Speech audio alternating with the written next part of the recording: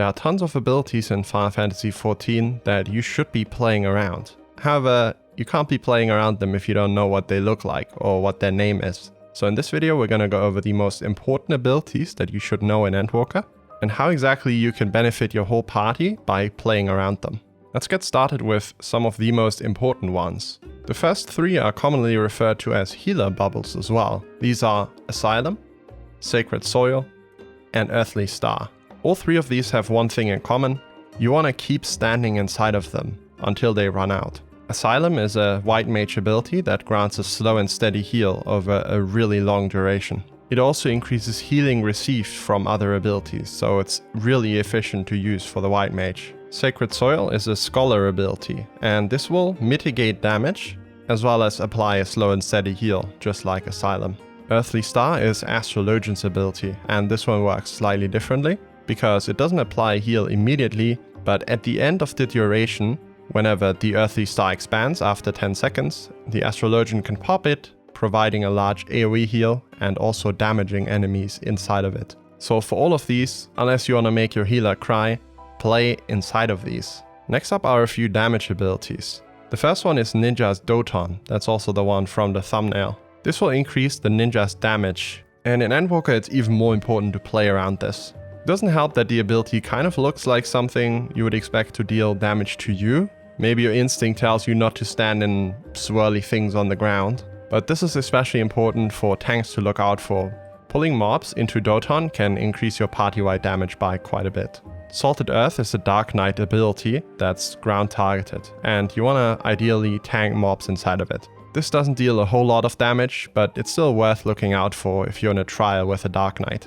Machinist has a flamethrower that gets cancelled if they turn around too far, so once the Machinist is using the flamethrower, you want to keep mobs directly in front of them until they're done using the flamethrower. Summoner also has an ability called Slipstream that you ideally want to tank mobs in. Now this is a bit harder to time for the Summoner because they have to cycle through the whole rotation, and Slipstream is just a natural part of it. It's not as crucial as Doton, but if you see an opportunity to tank inside of Slipstream, I'm sure every summoner will appreciate it. The next ones are weird tethers that you might see. If you've played the game for a bit, then seeing tethers might actually make you panic a little bit, because there are a few mechanics where you have to run apart to break the tether. However, there are a few tethers that look like they might be bad, but they actually benefit your party. The first one is Dragoon's Dragon Sight. This is actually a damage increase for both you and the Dragoon, and it will create a tether like this between you and them. If you run away from your Dragoon whenever you see this, you're making them extremely sad, because going too far away will break the tether, basically ending the ability. So if you see a Dragoon using this on you, do not panic and just stay close to them, around 12 yalms. Next up is Paladin's ability Cover, and this is basically just the Paladin looking out for you.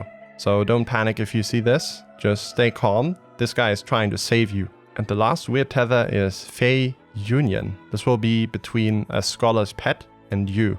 And this is basically just giving you slow healing over time. You don't really have to do anything about it, just keep it in mind so you don't try and run away from it somehow.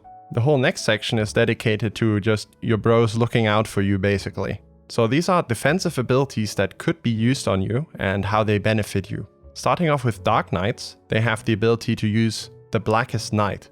And this will provide you, or them, with a shield that ideally should be broken, because when the shield gets broken, the Dark Knight gets basically an increase to their overall damage. But it's generally not worth standing inside of AoEs and taking vulnups just to break the barrier.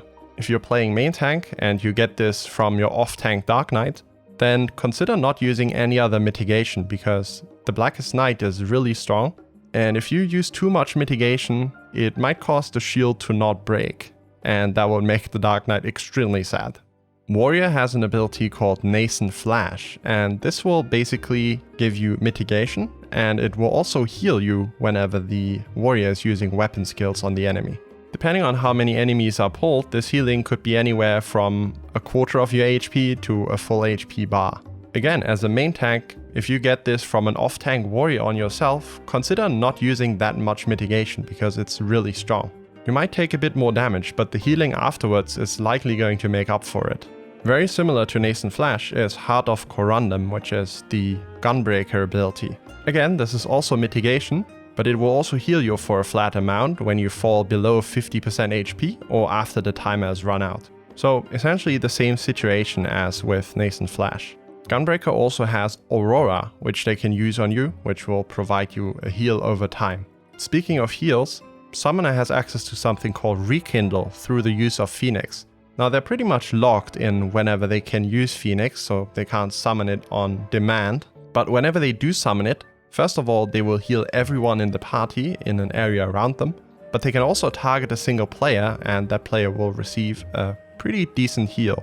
As a tank, or in fact as another healer, you should be looking out for sages who use Krasis. This increases all healing actions on the target by 20%.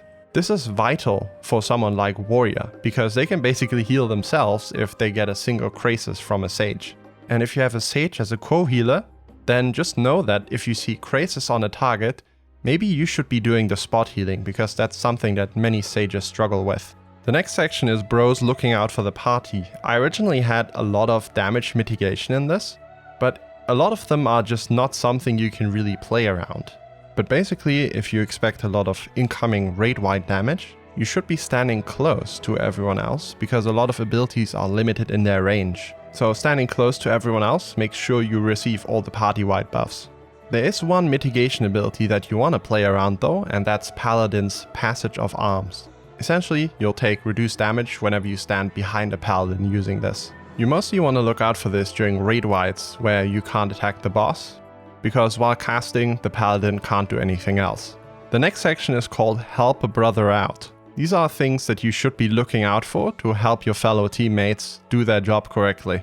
And the first one is also the most important one in this section, and that's the Living Dead / the Walking Dead.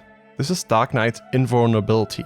If they use the Living Dead and during the cast their HP gets reduced to 0, instead of dying, they will get the Walking Dead, which will give them another 10 seconds of invulnerability. However, if they're not topped off by the end of it, they're going to die. So if you're a healer, you want to use whatever heals you have to get your Dark Knight back to full HP. But everyone else can contribute as well. See if you have any healing abilities in your kit that you can help the Dark Knight out with. Next up is Black Mage. And Black Mage actually has very little party utility. They're a very selfish caster job. But if you can look out for them a little bit, it will make duties go by faster. The main way you can look out for Black Mages is basically by helping them stand still. Black Mages do not want to move. They have an ability called Ley Lines that they want to stand in to get a damage increase. And they also have more casts that they have to do. It's a pretty complex job to play, and they need any help that they can get. Luckily, a lot of the ways you can help a Black Mage are barely inconveniences for most other jobs. For example, move stack markers on top of Black Mages so they don't have to move into the stack marker themselves.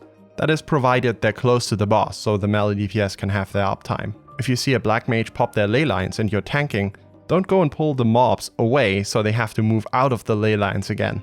Black Mage also has a dash that he can use on allies. So if you see a Black Mage who's just finishing a cast and they're standing in some AoE, maybe you can help them by staying in range so they can jump to you.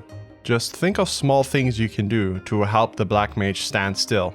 The next part here is 120-second party buffs. Now I know there are a ton more party buffs than what I'm going to list here, but these are the most important ones to play around, because they're happening in the 2-minute window. If you didn't know, by now Final Fantasy is balanced around this 2-minute window. So every 2 minutes there's like a short burst phase where everyone uses their damage increasing party buffs, and then you wait until they are back up and you do the whole thing over. Now they have a lot of different symbols and some of them appear as buffs, while others appear as target debuffs. And it's not realistic just remembering all of these right now, but I'm going to give you the names anyways so you've heard them. And then when you're in duty sometime, hover buffs and debuffs and just look out for the names. Scholar has Chain Stratagem, Astrologian has Divination, Monk has Brotherhood, Dragoon has Battle Litany, Reaper has Arcane Circle, Bard has Radiant Finale as well as Battle Voice, Dancer has Technical Finish, Summoner has Searing Light, and Red Mage has Embolden. So if you see any of these and you have party buffs yourself, you should be trying to layer them. The usual strategy is to try and activate these as soon as possible in combat while doing your opener. and then to basically use them on cooldown every 2 minutes. For everyone that doesn't have these, it's good practice to try and save your highest burst for that damage window. So it's really important for beginners to start playing around this if they want to improve.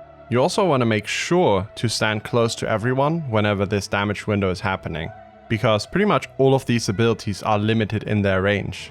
Those were all the abilities that I think you should look out for more in dungeons. I hope this video was helpful to you, and I'll see you in the next one. Peace.